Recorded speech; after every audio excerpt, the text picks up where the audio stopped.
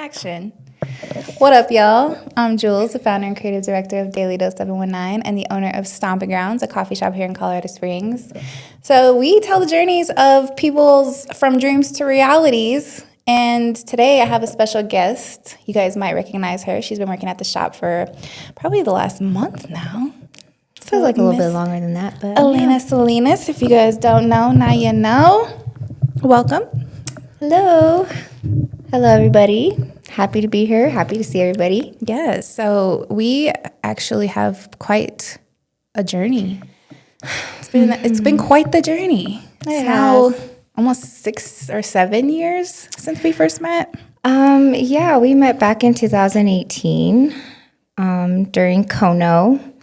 You were leading the Kono training. Yes. And so I decided to jump on that because that was a good opportunity to connect with my community and also make some really good connections and some really long ones like we've had. Yes. Yeah, so for those of you that don't know, back in 2018, I worked at Kono, the Council of Neighbors and Organizations, and during that time, I led the community advocate training, which is very similar to, I would say, I'm assuming, the neighborhood university that they currently have going on. And back then, it was like the intention to focus on Southeast residents, anyone in 80910, 80916, and 80911. We brought those people together to connect them with resources, opportunities, and other people. And so it depends on which course you took, but it was like an 8 to 10 week program. And so, yeah, that's where we initially connected. Yeah. And I really loved the story you shared about your initial impression of me. So now you have to share it again. I would love to, because Jules, you've been definitely someone that's been along my journey this whole time. And so I moved here from Aurora in 2016. And coming from Aurora to specifically the southeast of Colorado Springs, it was like a whole community culture shock. It was just a whole new vibe out here. The community and the way that it was moving was different. And so right away, of course, like just getting involved in Kono and things like that and meeting you,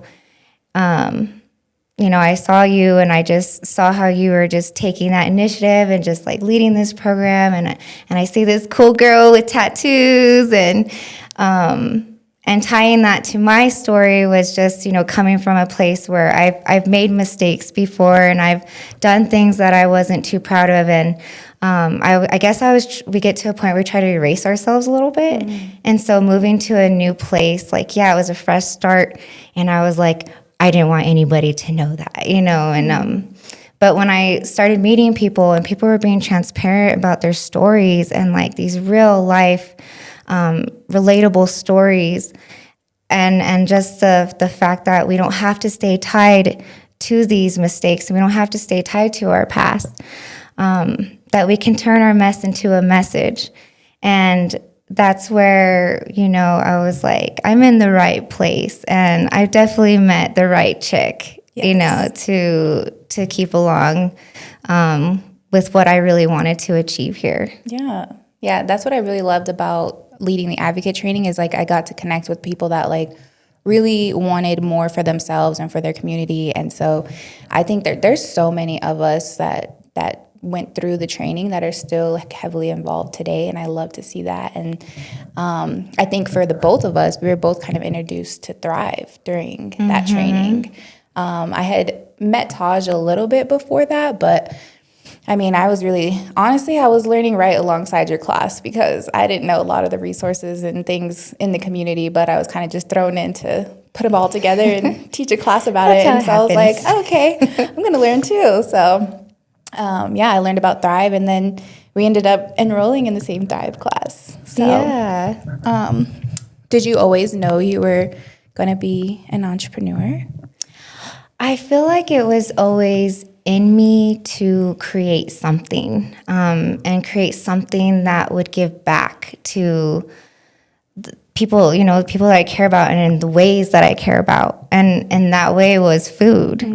And so growing up with a mom that was her love language, I guess it kind of just all fell together, and I was like, I did these surveys and I didn't even know what was going to come out of it. I just decided to join in the Deerfield neighborhood garage sale. And the director over there, Jody Darrington, was like, hey, go ahead, pop up a tent, do what you need to do. Like, she loved the idea. And so when I went ahead and just put it out there, I got so much feedback. And it wasn't a typical survey. Like, it was really like, I was asking these like certain questions, like, like what products are you shopping for? Like, what are their top 5, vegetables? What are the top 5 produce? What is the top 5 household products? Do you feel like we need a fresh food grocery store here? If we had one, would you choose to shop over that versus, this local grocery store? And so like, it was a piece of paper, yes, but really I like to talk. And I ended up having like over 160, I counted after 2 months. It was like 167 conversations that I had. And it was all every single story was impactful about why we go through hunger. And like, hunger has no face. Hunger has no race, no nothing. It hits us all at some point, and it can if it hasn't, Yeah. And so just going off of that survey, I was like, if people feel like this and I feel like this, and the background, just sharing like the desire to create and then to help, and then growing up with my family, it all just was like, I had to do this. Yeah. So. Yeah, I love that. And I think a lot of us, when we took Thrive, so this survey was all before Thrive? Yeah, I actually was gonna try to get into Thrive in 2018, but I think I had missed that round, and for a reason. Yeah, right? Always, because best cohort ever was the 2019 cohort. Best Just cohort saying. ever. I don't even know what number cohort we're on now. It's like we didn't have cohort numbers when we did ours. We're like we 7 or something. I think that's what we decided. Yeah, around there. And now we're in the teens. It's probably the upper teens now. It's continuing on and going strong, and stronger.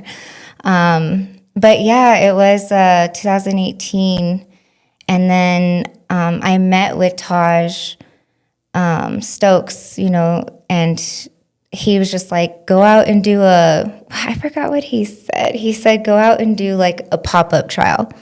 I was like, what's a pop-up trial? Like, I didn't even know what a pop-up was. Yeah. I never heard of the word pop-up, And so after just kind of learning what a pop-up was, I decided to do the pop-up survey at Deerfield, and that was my first trial run. Okay. And so I think I was doing a little pre-work. Yes. And I feel very blessed, too, that I was able to have that time, because I was meeting with Taj and Terry. So, and I love Terry. So, I was just able to work with them a little bit beforehand, and then the opportunity came to join the class. And so I jumped on it right away, of course. Yeah. Yeah, so there was a lot of gems that I took from Thrive. And I just remember, at that time we were heavily talking about when you see a problem, reframe it as an opportunity, and that's how you make a business. And so, I think with us and having our hearts for community, it was like, there's so many business ideas out here. And it just kind of became, I think there was some levels of serial entrepreneur fighting back the urge to have multiple businesses and all these ideas, because I'm still fighting that, but for sure. I'm still like one business at a time. Yes, one at a time, or at least 2. Yeah. But we're doing it. And so, at that time too, Thrive was like, we were in that thing for like 9 months. So I think there was a lot of benefit in that, and like we were able to grow close as a group, and we were able, like, there's something about hanging out with a bunch of entrepreneurs day after day and sharing the struggles and kind of just being in the presence of other entrepreneurs. And I think that was something that really inspired me, is like, yeah, there's so many of us that were just like doing all these cool things. And I'm like, okay, we can do something. It's necessary. I think it's necessary for any entrepreneur to surround themselves with people that are goal oriented, motivated. That, the times like I've called you and was like, I'm losing everything in my business, because I have these freak out moments on my entrepreneurship journey. And I don't know what I would have done if you guys didn't show up and was like, okay, this is normal to feel like this. Yeah, it's totally normal to feel crazy. Yeah, you got to be delusional, remember. Yeah, it's a requirement for entrepreneurs. Yeah, you have to have that trait. A little bit delusional. And so, yeah, I also love that our journeys were very similar in timing. So we both took Thrive at the same time, and then you opened your shop in 2024. 23. I'm like, what year are we in? In 2023, and then I opened in 24, and so I just thought that was really cool.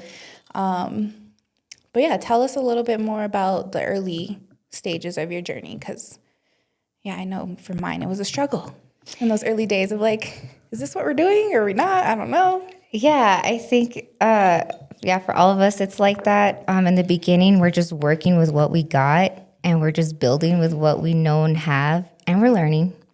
And so, like, that's what the beginning of this journey has been all about, and still is all about. It started off as a pop-up, and just with surveying and just at least just getting the word out there that we deserve fresh food. And from there, it developed into a pop-up in different food desert neighborhoods. And that was partnered with Food to Power. And so we were able to get into five to seven different neighborhoods throughout Colorado Springs. And so I did that for about 5 years, just popped up. Of course, there goes my phone. Sorry. I'll go turn it off. Okay, I'm back. Well, we're back. Back on track. This is the life of entrepreneurs. Only 20 interruptions a podcast. It's fine. And then we just go back like nothing ever happened. Yeah.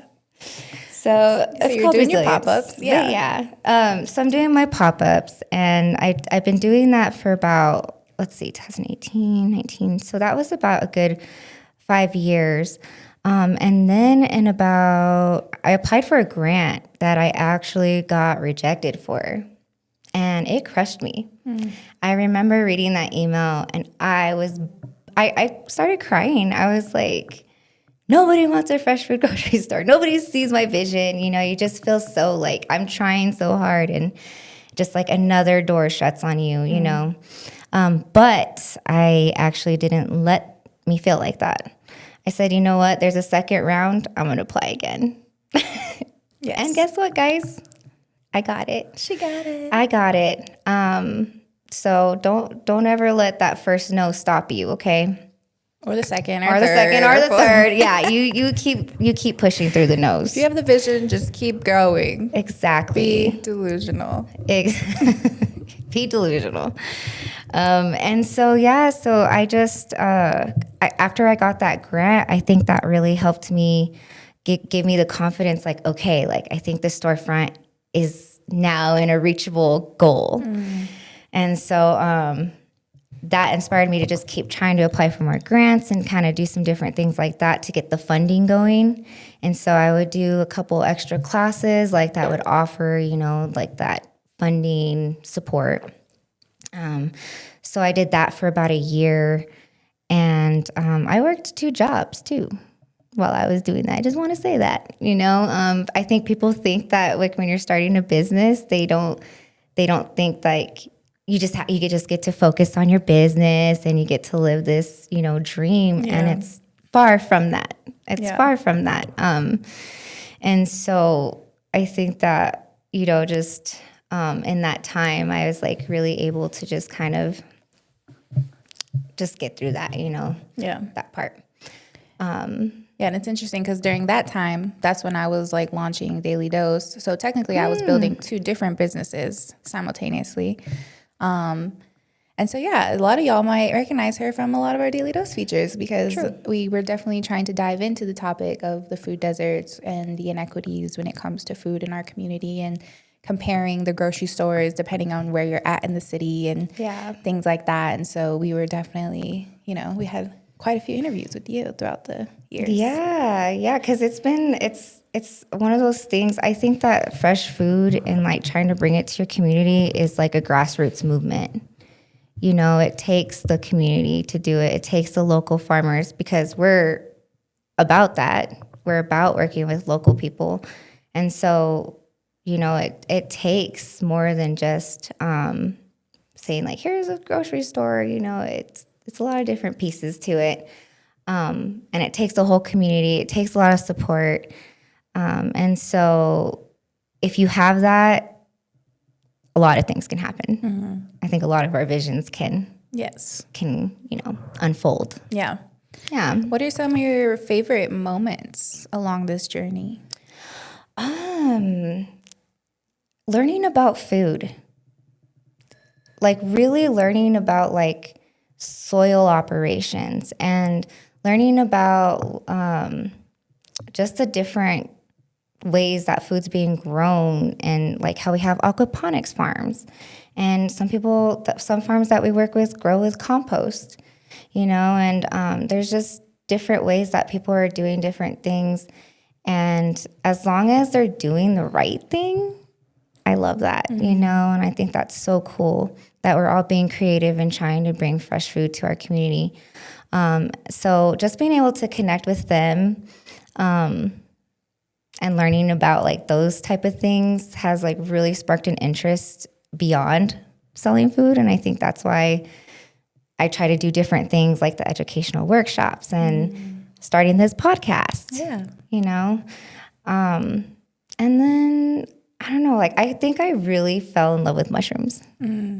Mushrooms are chef's kiss. yes. Yes. And I haven't even tried a lot of mushrooms. I just know I love mushrooms. Yeah, and You've showed me some crazy mushrooms where I'm like, what am I going to do with that? What am I supposed to do with that? Mushrooms are so good for you, beneficial, like for your like psychologically. I don't know if I'm saying that right. I'm like, now you can't even try to say it. I need to eat some mushrooms right now. Yeah, psychology. No. Yeah, is it just for your like psych? Yeah, it's just good for your mental health. Is what I'm trying to say. Cut the uncut version, right? So it's good for your overall like mental health. Like it benefits you with your memory, your brain. There's 25 grams of protein in 1 cup of mushrooms. That's like eating like a steak or 2. Yeah, I didn't realize that. And that's a healthier way to get your protein. And it's crazy because they don't really talk about these things. Like when I like look up what they're putting, the information that they're putting out there, I always wonder why they keep mushrooms a secret. You know what I mean? Because I'm like, it's like really like the ultimate, you know what I mean? Like one of the most ultimate vegetables. Yeah. It's one of my favorite substitutes for me. Oh yeah. Blue oyster mushrooms. That's a super popular one. Lion's mane. But yeah, it really sparked like this whole mushroom thing in me where like I want to go foraging. Yes, I know you've mentioned that. I'm going to take a group foraging in the wilderness. I'm going to do it. Find mushrooms. Yep. I love that. And we're going to go forage for mushrooms. Stay tuned, y'all. Foraging. Keep everybody posted. Foraging and frolicking in nature for mushrooms. Yes. Sounds very healing. 2025 goals. Yes. So tell us about like, so you opened your storefront in 23. Yep. November 2023. Tell us about that journey. So going from a pop-up to a storefront was a whole new level. And that's when I was like, oh, okay, entrepreneurships never stop learning. Like, wow, we're always leveling up, and whether we're adding a service or expanding, growing, adding a second location, or getting your first one. Like, it was a lot. Like now it's like building codes and health department and a lot of different challenges that came with opening a storefront and doing what I was doing from a pop-up. So that's kind of where it brought me to where I'm at now in my journey. So now we're looking for another location that could offer, the space that we need to actually operate a full-on grocery store. So that's where we're at right now with that. Yeah. But I loved having the storefront. I'll talk about that a little bit. I loved having a space, like an actual hub of food, where people can just come in and shop for a variety, like offering bread, meat, the condiments, fresh produce, and just being able to offer a variety, because that's one thing I wouldn't be able to do so much as a pop-up. Yeah. It takes a lot of space to hold a lot of food. Yeah. So it's like, we got the storefront, and he was able to host the food more and like actually be the hub for the food. But now it came on with the whole other set of challenges. But yeah, I loved having the storefront because I got to connect, I felt like, with customers regularly. That's something that I really loved. And I also had a different vibe at my store. So like people could come in and just be like, my whatever they're battling is causing them inflammation today. And we can just talk about like, well, what have they been eating and like their diet. And I post stuff all over my store where people can go and like they can read about whatever we have in our cooler and like the benefits of it. So like if it's like cilantro, well, like cilantro is known for pulling out like mercury and stuff in your body. Yeah. And it's like, and we only think about adding cilantro on our tacos. So it's good, like, though. I love cilantro. I'm all about it. But I'm like, wow, like I don't think we think to add it into like smoothies and stuff like that, because we treat it as an herb, or society has taught us that it's not medicine, that it's a topping or like an herb thing. But that's why I was like all about sharing that information. Like when we eat this certain thing, this is what it's doing for our body. Yeah. And if you're dealing with something that's certain, or you want to change something, start looking at these certain foods to do that. Yeah. Instead of doing what we have, what we usually do is just go to the doctor and Get a prescription. And pop a pill or pill that who knows what's in there. a vitamin, which is full in other things. Yeah. I think about all that a lot, especially since I've opened the cafe. It was like, there's a gap between where I want to be and what I'm currently doing. And like, I really do want to have a more holistic approach to what we offer here. And like, I've always thought about how do we have I've looked into elixirs and things like that to where we can add different things to our drinks for health reasons, or just really being really intentional with the products we're putting out. And we're going to get there one day. Yeah, you will. And that's what I like about you too. And like your goals for like what you have here too. Like when you talk about like doing your own house mixes, and I'll just put it out there that the honey lavender is awesome. Like that's all made in house, and you actually use real lavender and local honey. Like all that stuff matters, you know? So, yes. Yeah, I love that that's a goal for here. Yeah. And the other piece of it is getting more locally sourced products. Yep. But yeah, that's something I didn't fully consider, the layers to all of that. But I think it's just a matter of time now, especially, us working together. It's going to be a matter of time before we have more locally sourced products here at Stompin Groundz. I think that we just have to look at, even though we're like still right there, like about a couple months apart in opening our storefronts. Like we're brand new. And I think, we're still like trying to, of course, make things better. And just like I said, like we're leveling up. And Yes. as we level up, we make decisions that are just going to like get better and better, So There's so many of them. we're on our way, y'all. We're on our way. I'm like, I got a whole long list of them, and I'm like, all right, we need to get all of these going at once, because then I think that's where the success comes from. That's where like it really booms, is when all the things that we've been envisioning are actually in motion. But then there's that gap between like the financial and like the personal capacity and everything else in between that like makes it a little bit more challenging than I originally thought, So, so I guess to talk a little bit more about like where you're at currently, decision making.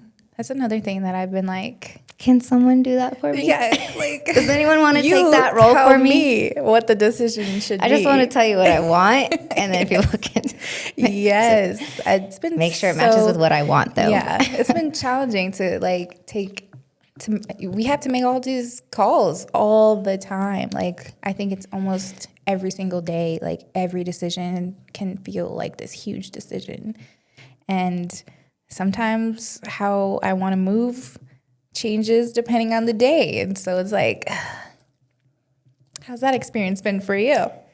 It's been a roller coaster. It's like, some days, like you said, like some days you're like really full on, like you're just, got these, you're brainstorming, like you just got all these great, ideas. And then some days it's like overwhelming, and you're like, you have you just like see the bigger picture, like there's a million things to do. And so, I think that it's just how it is, especially when you have businesses like us that are so community focused. Yeah, we're not just serving coffee. We're trying to change the community here, It's like same with you. Like we're trying not to selling groceries. We're like impact. More than a grocery store. Yeah, and I've more always than about said that. profit for us too. Like people over profits. Exactly, and it's hard because now we're realizing how much the profit actually is necessary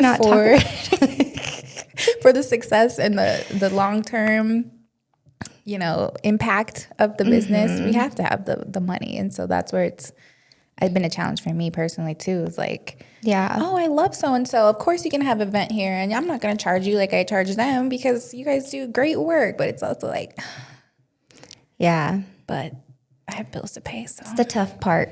Yeah, it's the tough part. Yeah, still trying to figure it all out. So. Yeah. So what are some things we can look forward to? We're dropping the podcast, the Grocery Girl podcast. And so tell us more.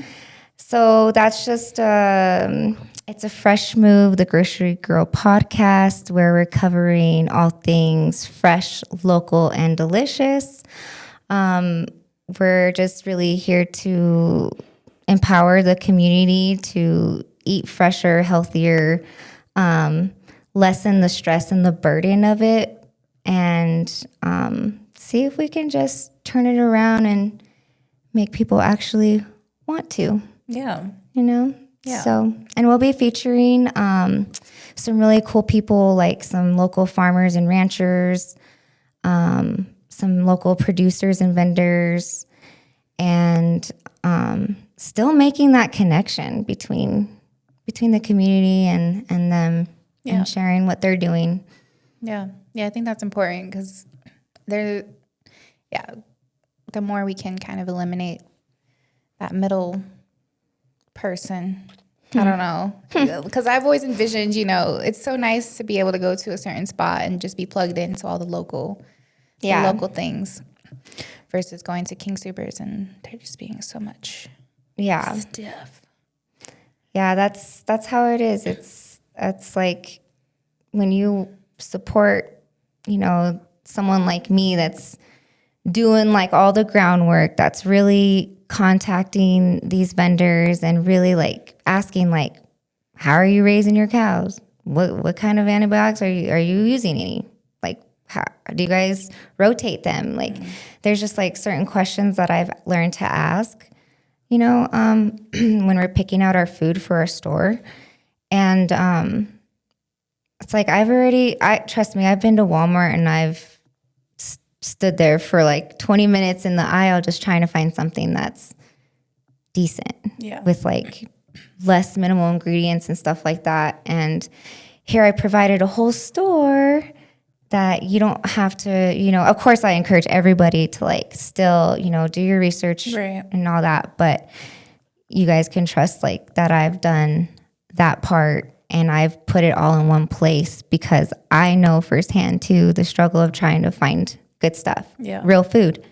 Yeah. And that's why I think your podcast will be super helpful because it localizes it as well. And I think that's something that we always talk about is how can we keep it in the community and for the community. And, when you think about the nature of the world and blah, blah, blah, like if things go crazy, at least we know where to get some food and things like that, and it's funny that you said that though. Like if things go crazy, we know where to get some food because from the beginning, like when I was because I've always prayed over like everything that I do with this, but like I just know that it was always put in me that I was going to be the go-to person for people in need, like if something was to go down again, like another pandemic or whatever. Yeah.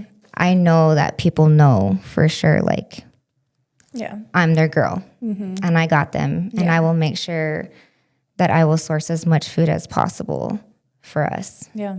So. Yeah. I mean, that's part of the reason I was always into like local efforts is because I've always envisioned a zombie apocalypse and I'm like, okay, we really have to be able to rely on our neighbors. It doesn't matter anybody across the world. And that's what we're always worried about half the time. They literally worry. It comes down to the people that are directly in our vicinity. And so that's why community has been such a big thing for me because I envision that a zombie apocalypse is going to happen any day now. Well, I vision like, this is what I would love to see is like, let's just say like, okay, like you're going to grow zucchinis. I'll grow all our tomatoes. Like that will be my focus. Like I will make sure all our tomatoes are taken care of, grown well. You take care of the cucumbers. So-and-so takes care of, this. And then like we all have like a certain role to play. And then, you know what I mean? Then we all like can share that harvest. Like, It seems like a lot of people in our age group are like wanting to live on a commune and just kind of be isolated from the majority. Live off grid. Yeah. Isolated from the majority of the world and just back to gardening, back to the basics. Yes. Like, no Wi-Fi. No Wi-Fi, no access to what's going on in the world. Just here in the present.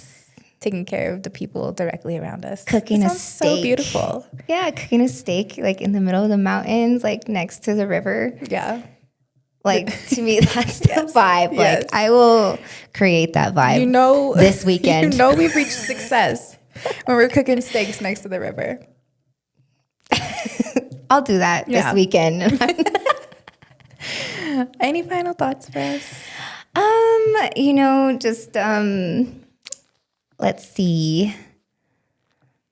I say, since we're on the subject of food, growing and whatnot, I guess, especially with this season and everything that's been happening in 2024, 25, I would say clean your garden.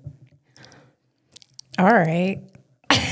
Zero pressure, but let me go get to that. My garden's so bad right now. I don't want to think about it. Let me just dive into just one little second. When I say clean your garden, I mean not just physically, right? Just like how you have to physically clean your garden. Like I feel like we all have a garden that's we're blooming with thoughts and dreams. And when negative things happen, we shut down and weeds pop up.